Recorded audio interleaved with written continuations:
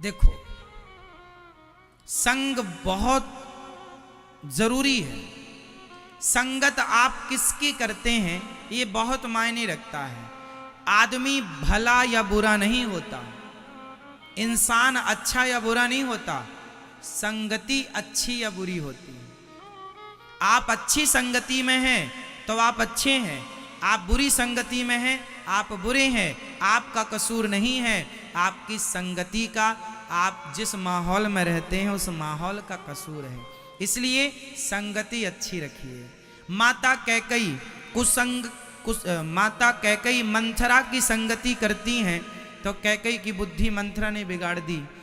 दुर्योधन शकुनी की संगति करता है तो शकुनी ने दुर्योधन की बुद्धि बिगाड़ दी। और अर्जुन भगवान श्री कृष्ण की संगति करते हैं तो हारा हारा युद्ध भी भगवान ने जिता दिया। वरना अर्जुन के बाणों में इतनी ताकत नहीं थी कि वो पितामह भीष्म को भेद सकें और गुरु द्रोणाचार्य जैसे महापराक्रमियों का वो सामना कर सकें। ये अर्जुन के वश का नहीं था, वो भगवान की कृपा थी। इसलिए मेरी माँ, संगत से गुण आते हैं संगत से गुण जाएं, और लोहा जड़ा जहाज में पानी में उतराए। अपने बच्चों को संगत से जोड़ना, संगति से जोड़ना, अच्छी संगति से और बुरी संगति से दूर रखना। आप शराब पीते हैं? नहीं? आप पीते हो? कभी नहीं। शराब कौन लोग पीते हैं? भाई जन्म लेते ही जब हमने होश संभाला था तब हम लोग शराब पीने के आदी तो नहीं थे। हमारी लत तब नहीं लगी थी जब हम 5 साल के थे। हमारी शराब पीने की लत तब भी नहीं लगी जब हम 10 साल के थे। हमारी शराब पीने की लत मीन्स आदत तब भी नहीं लगी जब हम 20 साल के थे। लत तब लग गई जब हमें गलत संगति मिल गई, शराबियों की संगति। हम शराबी नहीं थे साहब, हमारी संगति ने हमें शराबी बना दिया। आपका दोष नहीं है, उस संगति का दोष है जिसने आपको शराबी बना दिया। इसलिए ऐसी संगत को त्याग दो जो आपको गलत रास्ते पर ले जाए। हम गांजा नहीं पीते, पर गांजा पीने वालों की संगति करने लग जाएं तो एक न एक दिन गांजा पीने का मन करने लग जाएगा।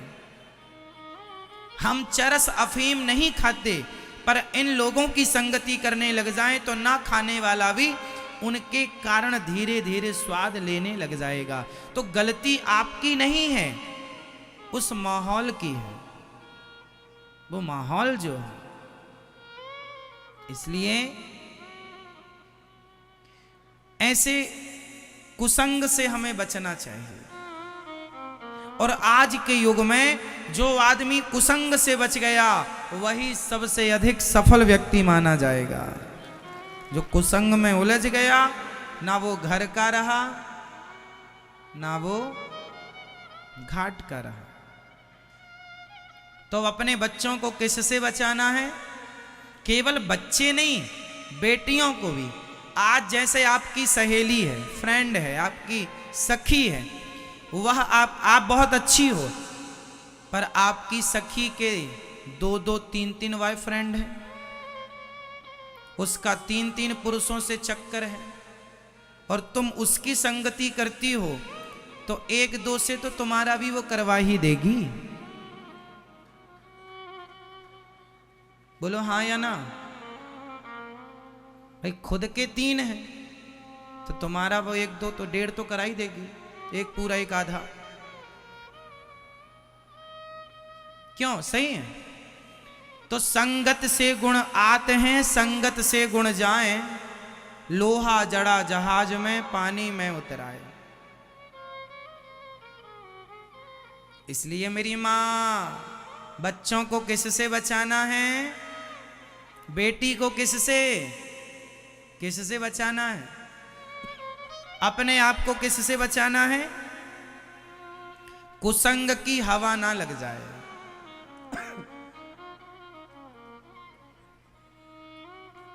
लग गई तो फिर ये नहीं देखा जाएगा कि आप कितने बड़े घराने के हैं, कितने बड़े खानदान के हैं।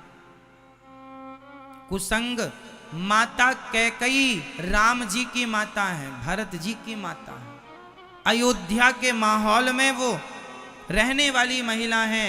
जब कैकई माँ जैसी माँ का विवेक और बुद्धि मंथरा ने बिगाड़ दी, तो फिर आप में से कौन सुरक्षित है? आपकी गारंटी नहीं है, आपकी गारंटी आप ही नहीं ले सकते। इस मन पे विश्वास ना रखिएगा कि ये मन कब आपको कहां ले जाए, क्या करने लग जाए, क्या कराने लग जाए। ये मन, सबसे बड़ा दुश्मन हमारा कौन है? हमारा मन। और सबसे बड़ा दोस्त कौन है हमारा? जोर से। हमारा सबसे बड़ा दोस्त कौन? मन। और हमारा दुश्मन कौन? मन। मन दोस्त भी है और मन दुश्मन भी है। कैसे? एक ही आदमी दो कैसे हो सकता है? जैसे एक ही चाबी ताले को खोलती भी है और वही चाबी ताले को बंद भी करती है, उसी तरह मन आपका संसार में लग गया तो बंधन है, कुसंग में लग गया तो बंधन है, और सत्संग में अच्छी जगह मन लग गया तो मुक्ति है। यही तो मुक्ति है। और कौन सी मुक्ति चाहिए आपको?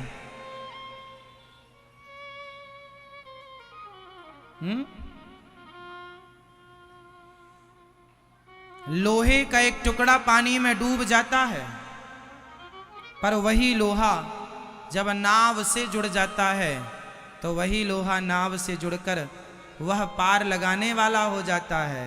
ये मन वो लोहा है, संसार में लगेगा तो आपको डुबा देगा, और भगवान सत्संग की नैया से जुड़ जाएगा, नौका से जुड़ जाएगा, ये मन पार लगा देगा। इसलिए मन से बड़ा ना दोस्त है और ना दुश्मन है। इसका मतलब ये है कि आप ऐसे हैं कि आपका मन वैसे बहुत परेशान करता है, लेकिन आप अपने मन के पक्षधर बन गए हैं, मन की बुराई नहीं करना चाहते। गलत है तो भी उसके पक्षधर हैं। अरे गलत है मन तो कहो कि हाँ हमारा मन हमें बड़ा परेशान करता है। कैसे कंट्रोल होगा? एक तो गलत है तुम्हारा मन और उसका पक्षधर बन गए। मन सबका ही परेशान करता है। आप में से एक आदमी ऐसा नहीं है जिसका मन वश में हो। सबका मन परेशान करता है, सबको। हाँ या ना? फिर भी आप मानते नहीं हैं। नहीं हमारा तो करता। ठीक है महाराज जी, हमारा मन अच्छा है। सबका मन दुष्ट है, किसी का मन किसी का सगा नहीं है। कब मन कहां ले जाके गिरा दे, कब मन कहां ले जाकर। चलो बताओ, समाज में ज्वलंत बात कह रहा हूं, समझिएगा। एक महिला के बारे में मैंने सुना, आप लोगों ने भी अपने अड़ोस पड़ोस में होने वाली घटनाएं देखते रहते हैं। एक महिला के बारे में मैंने सुना, उसका पति बहुत सुंदर, बहुत अच्छा, बहुत योग्य, बहुत पैसे वाला। उसके दो बच्चे, एक बेटा एक बेटी, बढ़िया बच्चे, होनहार, अच्छे, पढ़ना लिखना जानते हैं। लेकिन वो महिला को ना जाने क्या सूझा, क्या उसके मन में आई, और वो अपने पड़ोसी को लेके भाग गई। हंसते खेलते घर में क्या लगा ली उसने? जोर से आग लगा ली। अब मुझे आप केवल ये बताओ कि उसने अपने हंसते खेलते घर में आग लगाई, किसके कारण लगाई? जोर से और जोर से। उसके घर में किसी चीज की कमी नहीं थी। पति अच्छा था, प्यार करने वाला पति था, बच्चे अच्छे थे, अच्छी खासी कमाई थी, सब बढ़िया चल रहा था। मन कहां लग गया? कहावत कहते ना, दिल लगा गदही से। तो परी किस काम की?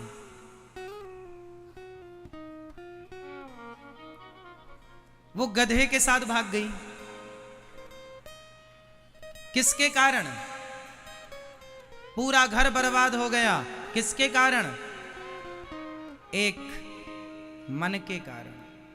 देखो, क्या उस महिला ने ये सब करके बाद में कभी वो पश्चाताप क्या उसने नहीं किया होगा? पर अब पछताए होते क्या? जब इसलिए पहले ही पश्चाताप कर लो। कोई भी निर्णय लेने के पहले 100 बार सोच लो, इसके दूरगामी परिणाम क्या होंगे, इसका हमारे भविष्य पर, हमारे परिवार के भविष्य पर, हमारे बच्चों के भविष्य पर इसका क्या प्रभाव पड़ेगा। बहुत विचार कर लो।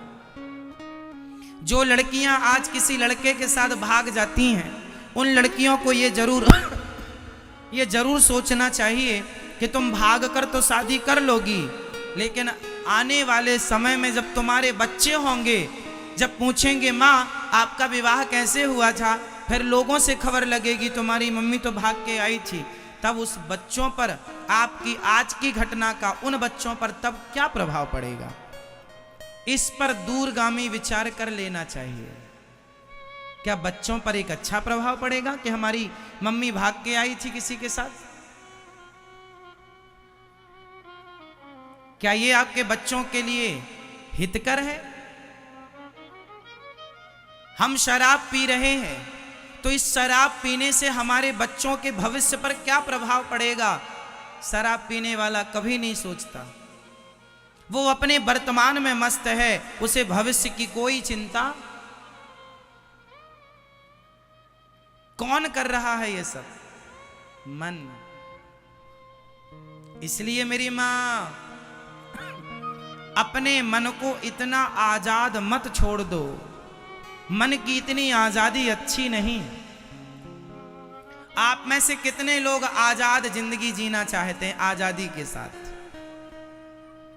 आप में से कितने लोग हैं जो आजादी से जिंदगी जीना चाहते हैं? हाथ उठा लो। जो आजादी से जिंदगी जीना चाहते हैं, स्वतंत्र रहकर बोलो। कितने लोग हैं जो स्वतंत्र जिंदगी जीना चाहते हैं? हाथ उठा के बताओ। आप स्वतंत्र जीवन जीना चाहती हो मैया? आप चाहते हैं स्वतंत्र जिंदगी? आप चाहते हैं स्वतंत्रता? आप स्वतंत्रता चाहते हैं? आप स्वतंत्रता चाहते हैं? आप स्वतंत्रता चाहते हैं? आप स्वतंत्रता? आप सारे जितने लोग स्वतंत्रता चाहते हैं, जितने लोग स्वतंत्र जिंदगी जीना चाहते हैं, जिन पर कोई दबाव नहीं, कोई किसी का बंधन नहीं, ऐसी जिंदगी कौन जीना पसंद करता? हाथ उठा लो। हाथ उठा के बताओ थोड़ी देर तक।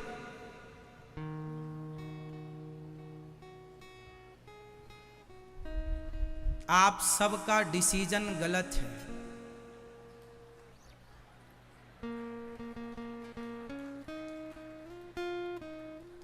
यदि आप ये कहते हैं कि हम आजादी चाहते हैं, हम कोई बंधन नहीं चाहते, हम स्वतंत्र रहना चाहते हैं, तो आपका ये निर्णय गलत है। कैसे गलत है वो हम समझा रहे हैं। जिसके जीवन में कोई बंधन नहीं है, किसी का कोई भय नहीं है, किसी का कोई डर नहीं है, किसी भी प्रकार की मर्यादा का ख्याल नहीं है, वो जीवन जानवरों का हो सकता है। इंसान कैसे जीवन जीता है, मैं 2 लोगों का नाम बोलूंगा, आप समझ लेना। एक है भगवान राम और एक है रावण। अब आप ये बताइए, आप सभी लोग ध्यान पूर्वक समझ के, कि राम और रावण में किसका जीवन स्वतंत्र है और किसका जीवन स्वतंत्र नहीं है। 2 में से एक को आप बताइए कि किसका जीवन स्वतंत्र है और किसका। कौन है? राम और रावण में कौन स्वतंत्र है और कौन परतंत्र है? स्वतंत्र कौन है इन दोनों में? राम में और रावण में स्वतंत्र कौन है? जोर से। रावण क्या है? रावण क्या है? जोर से। रावण स्वतंत्र है। ये उत्तर सही है आपका। 10 करोड़ रुपए जीत गए आप। करोड़ों का ज्ञान है ये। रावण क्या था? स्वतंत्र। स्वतंत्र था इसलिए किसी की भी स्त्री उठाकर ले आता था। क्या राम कोई अधिकार था कि तुम किसी की भी स्त्री उठाकर ले आओ? राम स्वतंत्र नहीं थे, राम एक सामाजिक व्यक्ति थे और समाज की मर्यादाओं में बंधा रहना ही एक अच्छे मनुष्य की पहचान होती है, एक मर्यादा होती है। हम मर्यादा की बेड़ियों में बंधे हैं। हम कैसे? अरे उठाने की तो छोड़ दो, मेरे राम के सामने सूर्पनखा आई थी तो देखा भी नहीं था, उठाने की तो छोड़ो। मर्यादाएं होती हैं, हम मर्यादाओं के बंधन में बंधे हैं। जो स्त्री, जो पुरुष मर्यादाओं में रहेगा वो सुखी रहेगा, जो मर्यादा में रहेगा वो राम होगा, जो मर्यादाओं में नहीं रहेगा वही रावण होगा। जो आज समाज में एक आवाज उठती है, अरे हमें स्वतंत्र चाहिए जीवन, हमें कोई किसी का इंटरफियर नहीं चाहिए। ना जी, मर्यादा तुम्हें चाहिए, मर्यादा के बिना तुम्हारा जीवन ठीक नहीं है। आज हमारे देश में जिस स्त्री के ऊपर, अच्छा चलो ये तो पुरुषों की बात हो गई, बताओ स्त्रियों में भी बंधन होना चाहिए या नहीं? हाँ या ना? अब मैं दो स्त्रियों के नाम लूंगा, एक है माता सीता और दूसरी है सूर्पनखा। अब बताओ इन दोनों में कौन स्त्री ऐसी है जिनके ऊपर किसी का कोई बंधन नहीं है? कौन? सूर्पनखा के ऊपर किसी का कोई दबाव, कोई मर्यादा, कोई बंधन, कोई डर, कोई भय नहीं है। जब नारी के ऊपर कोई डर, कोई भय, कोई मर्यादा, कोई बंधन नहीं होता तब वह नारी सूर्पनखा हो जाती है, और जब उसके ऊपर कोई बंधन, कोई मर्यादा होती है तो वह नारी सीता हो जाती है। इसलिए साहब ये ना कहो कि हम स्वतंत्र हैं, हम मर्यादा की बेड़ियों में बंधे हुए हैं। रावण जो काम कर सकता है वो काम राम नहीं कर सकते। सूर्पनखा जो काम कर सकती है वो काम माता सीता, मर्यादा होती है ना।